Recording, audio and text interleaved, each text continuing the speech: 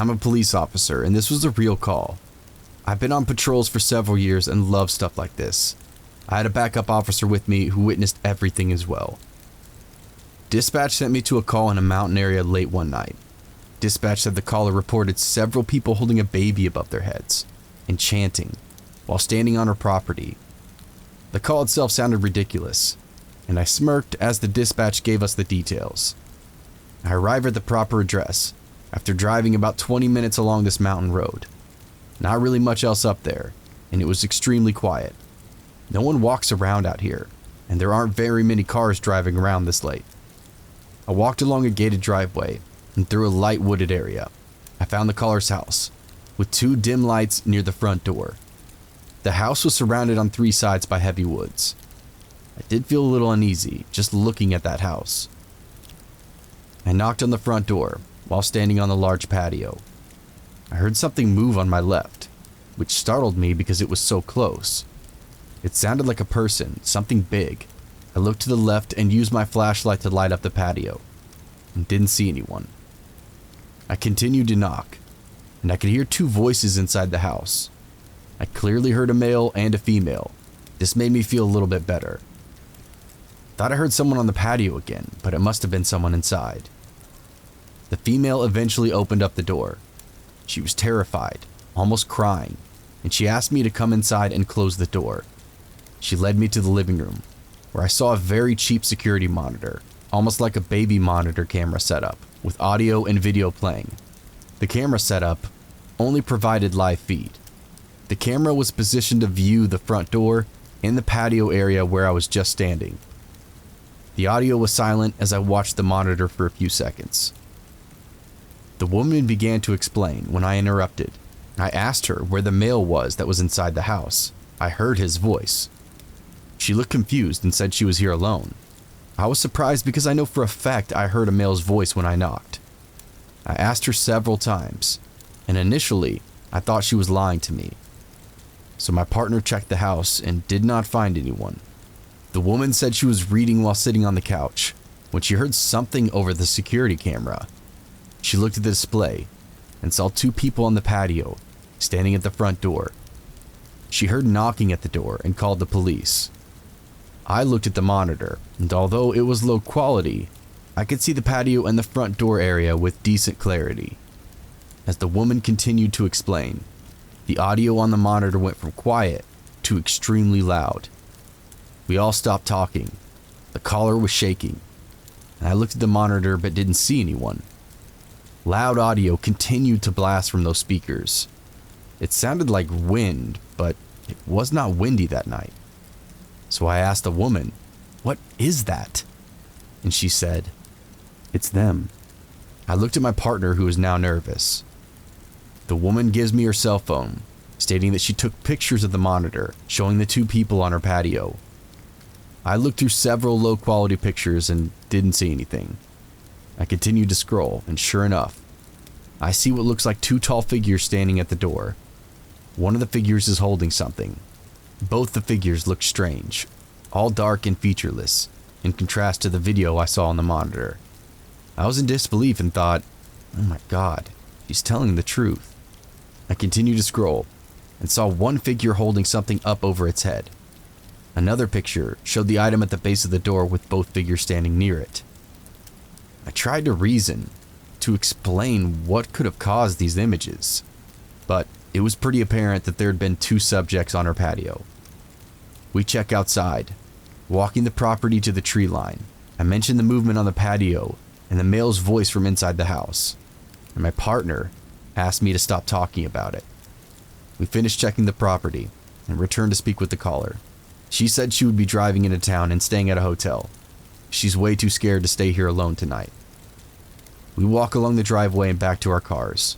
My partner jumped into his patrol car and took off.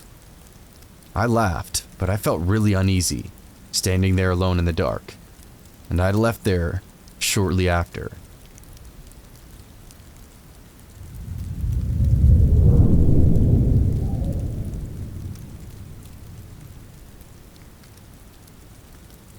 I was about 12 at the time, and babysitting my little sister, who was around 8. My parents were out for the evening, a church setting up for some event, if I recall. I remember it was around 8 to 9 at night and plenty dark outside. My sister and I were playing in the unfinished part of the basement. And in the Midwest, that meant this part of the basement was mostly underground with just the storm windows at ground level. This is when things got weird. I heard the garage door open upstairs, then two distinct pairs of footsteps walk into the house. They did not belong to my parents.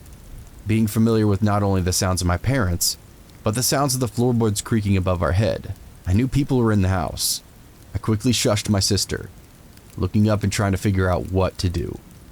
The closest phone was upstairs, where those footsteps were. I knew better than to call out. It was two small girls at home. My only concern was getting my sister out safely.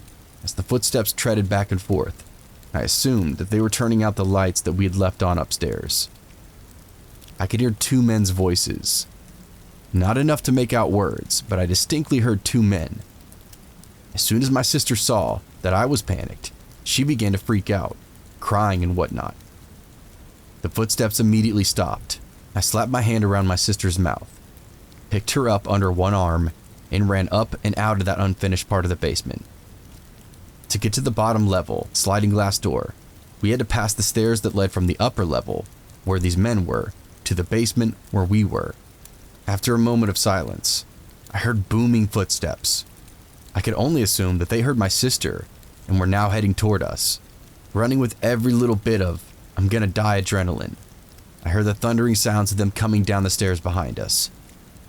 As I got to the sliding door, I threw it open, shoved my sister out, and screamed for her to run for help. I tripped out soon after her, and I could feel them right behind me. I'd clearly heard them practically falling down the stairs, those huge, booming footsteps, and I fully expected to get grabbed. My sister, who's now screaming bloody murder, had attracted the attention of our neighbors. Turned around to see no one. They were right behind me. I heard them. I know they were there, but I had no idea where they could have gone. Needless to say, the cops were called and my parents rushed home. There were no signs of entry whatsoever. All the upstairs doors were locked. The garage door was shut. There was nothing missing, nothing out of place. I still have no idea what happened that day. It was definitely one of the most terrifying experiences of my life.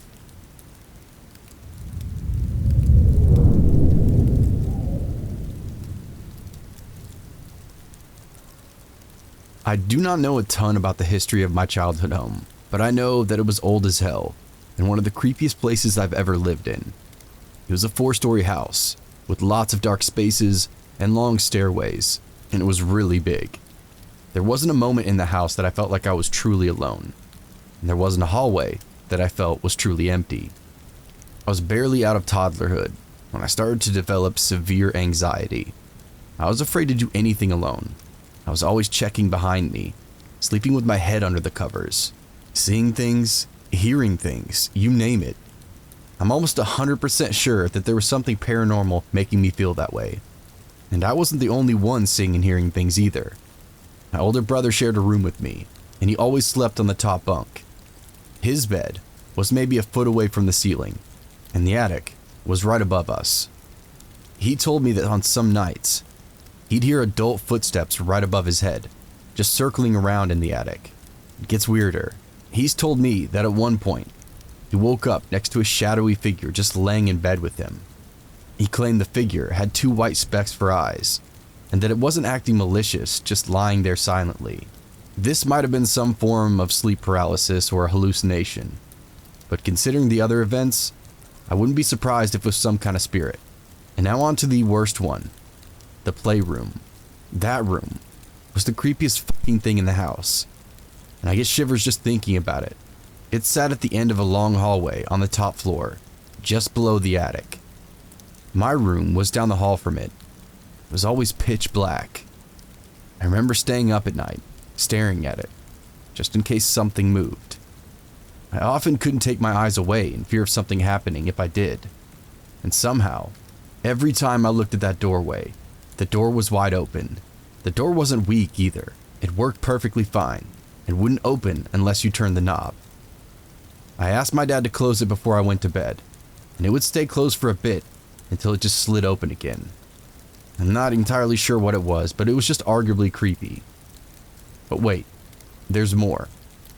Now that we're older and out of that house, me and my brother found out that we shared a terrifying experience. We both saw something incredibly creepy in the same place. I remember it vaguely. It was a small neutral, like glowing white face inside that playroom. It looked a bit like a little kid, from memory. It had no body, just a pure white face in the dark. I remember it was around my height, and its eyes were just not there. I don't remember much, but I do remember that it was easily the most terrifying thing I'd ever seen. Again, I don't know if I hallucinated or what, but I know it felt incredibly real at the time. Maybe it was just a dream or something, because all I remember is seeing that fucking face, getting scared, and running back to my bed. Thanks to that house, I now have been diagnosed with severe anxiety, and am currently taking medication for it. I'm okay, I just thought it was worth noting. I could really go on, but I can't think of anything else right now. Maybe my next post should be about the attic or the basement. Nothing really happened there, but they definitely freaked me out, for sure.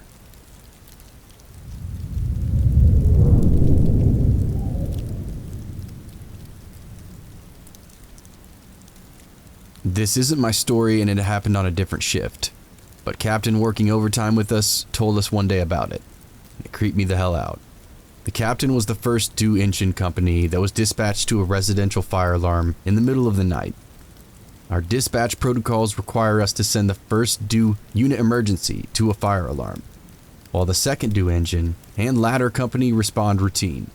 We go to tons of fire alarms and 99% of the time they're caused by a facility system or burnt food, so we normally don't get too worked up over them. Anyways, as they approach the neighborhood, they see the orange glow in the distance, and when they get on scene, they find a 4,000 square foot house with heavy fire showing on the rear that had already broken through the roof. The call was then upgraded to a working structure fire, and more units were dispatched to assist. The captain of the first due stayed on site the whole time, so he's on the outside in radio contact with crews that are inside fighting the fire. After the bulk of the fire had been extinguished, and as operations were winding down, the captain sees smoke inside a second-story window and asks the crew inside to go check the room on the back corner to make sure the fire hadn't spread to the other side of the house. The crew search for a few minutes and then radio back. "There's no room there, sir." The captain is a bit confused, as he's staring at what clearly is a window that is attached to a room of some sort. He relays detailed instructions of where the room should be to the crew inside, and they again advise that they can't find anything. Incredulous, the captain asks the incident commander for permission to go inside the structure, so he can show the interior crews exactly where this room in question is. His request is granted, and he goes inside. He walks up the staircase and towards the corner in question. There's no room there, just a hallway with a corner. No doorway, no window, no room. Knowing that there has to be something behind the wall, they breach the drywall and crawl through to find a child's bedroom. The bedroom had a dresser, a desk, and a perfectly made bed that looked as if it had been disturbed in decades. For whatever reason, the owners of the home decided to wall off the bedroom and just leave it as it was, untouched and inaccessible. The captain said it was one of the strangest and eeriest things he'd seen in a very long time.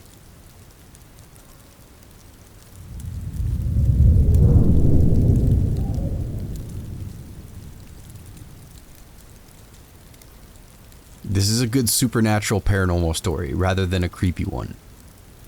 I'm a detective and spent some time as an expert on sex crimes and crimes against children. It was the best/worst assignment that I've ever had. One case I had came in at midnight. Young woman with a toddler comes into the precincts to report her ex-boyfriend had raped her during a custody argument. Long story short, it was legit one of the most violent and sadistic cases I've ever had, so I'll spare some of the gruesome details. I still have no idea how this woman made her own way into a precinct with a toddler. Part of the investigation requires me to talk to the toddler. The victim had told me that they were present for everything. I'm a child forensic interviewer as well. So during the interview with the toddler, they recall their father becoming angry and hitting the mom. Then, the toddler said that the quote-unquote nice woman showed up, and she couldn't see past the nice woman. The nice woman held her and told her that they were going to be safe, and sang her a song in a different language. The toddler said the nice woman went over to the front door and knocked on the door. Then, the nice woman helped them and their mom get to the car before flying away. In the victim's interview, she said that her ex-boyfriend had a knife to her throat and had put it to her skin to cut her throat open. But he got distracted for some reason, then ran out of the apartment. She had no explanation for why. The suspect was caught about 8 hours later, and he confessed to absolutely everything. And when I asked him about the knife to the throat, he said this: "I swear to God I was going to cut her throat open. But I thought I heard a knock at the door and thought it was the police. Once I saw it was clear, I ran outside." The suspect is now serving life in prison, and the mom and toddler are safe and doing well. But I'd love to know way more about this nice woman. There is a rational explanation that children in crisis develop alternative narratives to cope with that trauma, but I leave it up to you to decide.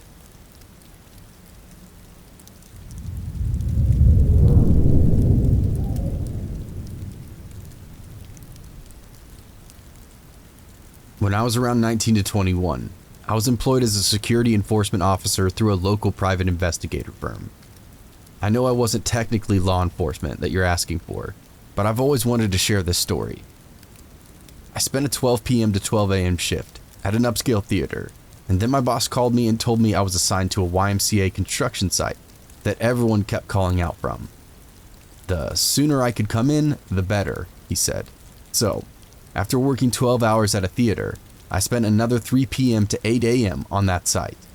By the time I arrived at my house, it was around 9:30 and I was so tired that I could barely keep my eyes open. But I received a phone call from my brother. His birthday was that day, and I'd completely forgotten about it. My whole family and I went shopping around and then ate at a restaurant for about 45 minutes from my house. At around 1 p.m., I told them that I had to leave because I just couldn't keep my eyes open. As I was driving home, no amount of music or driving with the windows down would keep my eyes open. I started drifting into the opposite lane, so I decided it was best if I pull over. I looked around and there was an ice cream shop, so I stopped there. It was a really weird place for it to be, because the highway I was driving on was a smaller country highway, and it was on the outskirts of town. So it was an odd place to put an ice cream shop that would seem to rely on foot traffic. There was a woman out front asking if I'd stop for ice cream. I didn't want to be a dick and tell her I just wanted to nap, so I just said yes. I went inside and it was rather junky. It looked like they'd bought furniture from old barbecue joints and threw it at random into the building. The same woman was now behind the counter. I said I wanted 2 scoops of chocolate on a cone and then pulled out my bank's debit card. "Oh, we don't take cards here," she said, and then handed me the ice cream cone. I dug around in my pockets and went back to my truck for change. I never really keep anything but a debit card on me, but I found about 50 cents and gave it to her. She said the price was $1.80, but that'll do. I really didn't know what else to do because I was half asleep, and she'd given me the ice cream cone already, despite the fact that I was attempting to pay with a debit card as she was making it. I said thanks and walked outside to stand and eat it because I'm a pig when I eat. So by the time I made it to my truck, I had already had some on my face and uniform. Before I can make it to my truck, the woman walks outside to talk to me. "You look troubled," she said. "But whatever you're going through, you'll be fine." I get in my truck and leave this, now I'm assuming, batshit crazy ice cream vendor to get home and fall asleep. The next day, I'm getting my uniform ready when I see chocolate ice cream on my uniform shirt. That same shop wasn't that far away from my house, so I felt I should go back and pay her what I owed. I pulled up to the building, but it was locked. The building was empty, and there was a sheet of dust caked all over the doors like no one has touched them in years.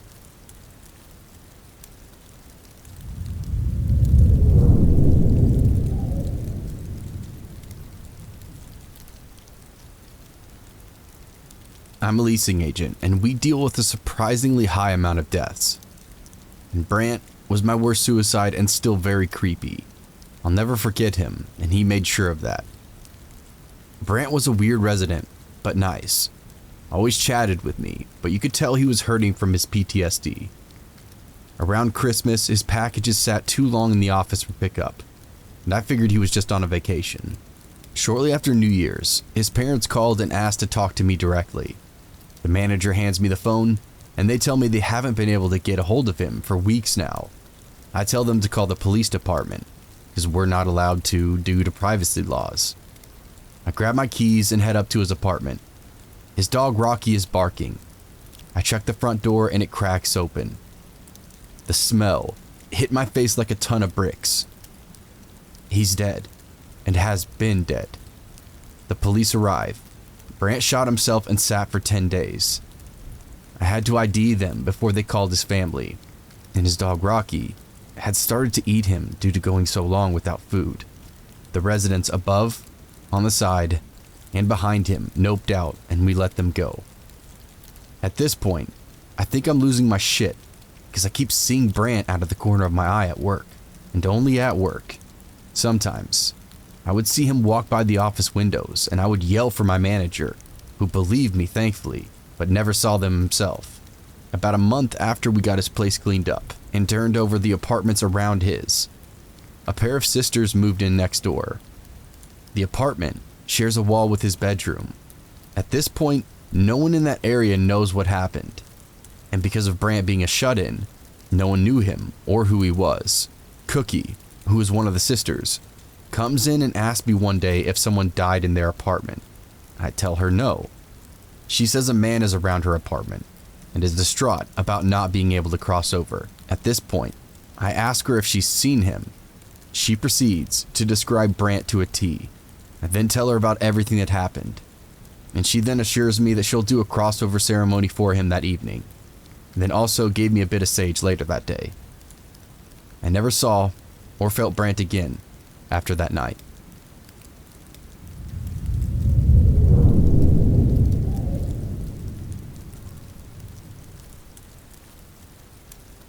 I've been in law enforcement for nearly 6 years, and I've had a few supernatural things occur during my shifts. The most recent one came from a 911 hang-up call. I was riding two-man on a summer night, and it was probably around 2 or 3 a.m. when we got a call for a 911 hang-up. The only call comments were that it was a call placed to 911, and upon answering it, the person hung up. When dispatch attempted to call back, no one would answer. The area in which I was working this night, I have basically spent my entire career in. There aren't a whole lot of streets I'd yet to respond to. However, the address this call came from, I'd never been to. I'd driven past this road many times but never actually revived a call from it. We pull up this old dirt road, and it has a metal chain going across the entrance with a sign that says no trespassing. Because we have to figure out what is going on, me and my partner continue on foot up this long dirt gravel road. The road was maybe 100 yards long. The shitty party that was on each side of the road was a tall chain link fence. Why this was crappy was because now me and my partner were now walking down a fatal funnel. If there happened to be a guy waiting for us at the end of this road, and let's just say with an assault rifle, we would have no place to take cover. And thankfully, that didn't happen. We eventually reached the end of the road, and there are 2 houses on each side. At first, we believe one of these houses is where the call came from. As I'm shining my flashlight at one of the houses, I see a figure move from inside. Instantly, I'm like, oh shit, people actually live back here, as I thought for sure these houses were going to be vacant. Shortly after, a man and a woman walk outside and ask what's going on. We tell them that we received a 911 hang-up from the address 123 Main and asked if they had called. The man tells us his address is 124 Main, and the one across the street is 125 Main, which he claimed was vacant. He proceeds to tell us there is a 123 Main, which is basically in the middle of these tall weeds/forest looking area, just to the north of the house. He says the house is vacant and very run down, and can only be reached on foot, so I ask him how far away it is from his house, and he tells me it's probably a couple of football fields away. Now, while all this walking investigating was going on, dispatch had received 2 more 911 hang-up calls from the same address and same result. Before we made this trek into the middle of the woods, we called for another car, and eventually, another 2-man unit responded. The 4 of us now wandered out into the woods, 2 of us with our assault rifles out, and followed a barely beaten path to where we assumed we would find that house. Fighting spider webs and low-hanging tree branches, we eventually reached our destination. I'm terrible at describing things, but this house was straight out of any horror movie you want to imagine. It was run down. It had a tree that had fallen through the middle and had now become incorporated with the house throughout the years. The house was nearly falling apart and completely overgrown by greenery. Having come this far, we decided to continue on, even though we were pretty sure the house would be vacant. After fighting through some thick brush, we find our entrance. We each have to climb over some fallen brick walls and other wooden shit before we actually make entry. My biggest fear at this point is this stupid rotten house collapsing on itself and being trapped inside with no one being able to find us. We searched the entire house, and like we thought, no one inside. And when I say we searched the entire house, I mean the entire house. Nothing was left unchecked. Feeling satisfied, we all climb our way back out and start heading back towards where the 2 original houses were. As we walk back, dispatch radios us and tells us they had received another 911 hang-up call coming from the same address. This time, dispatch tells us they were able to make a call back. When the person answered, they could hear what sounded like a child playing on the phone. The 4 of us looked at one another and decided we were all done with this call. We had done everything we could up until that point, and we're not about to get called back into a possibly demonic house because a child was on the phone. We clear the call and don't receive any more 911 hang-up calls for the rest of the night. Fast forward maybe 6 months. It's dead-ass winter.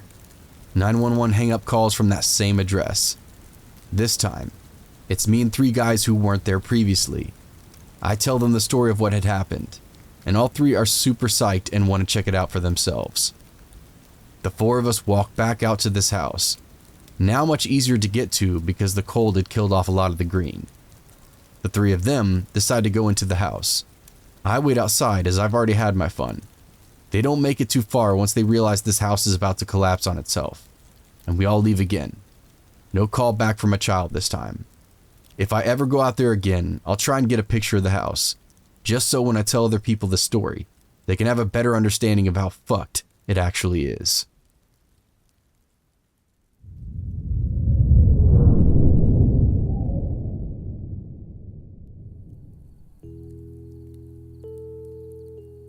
Hey everyone, thanks for listening if you stuck around to this point. If you haven't yet, please hit the like button, the subscribe button, and that notification bell to be notified when future episodes come out. If you have a true scary story of your own, feel free to send it to my email or post it to my subreddit. You can stalk me on Twitter, you can stalk me on Facebook, or you can stalk me on Instagram. All these links are below. What's up everybody? Hope you're having a good Tuesday. I will have another True Scary Stories episode out for you on Thursday. Haven't done a Paranormal Stories in quite a while, so I figured it was overdue, and hope you enjoy it as well. I'm probably going to make this one pretty quick because I got stuff I need to do. I also got some new upgraded equipment for the studio, whatever you want to call it, so I'm kind of stoked to go get that plugged in and check it out and play with it a little bit. So that being said, I'm not going to keep you here any longer. I'll see you again on Thursday. Cheers.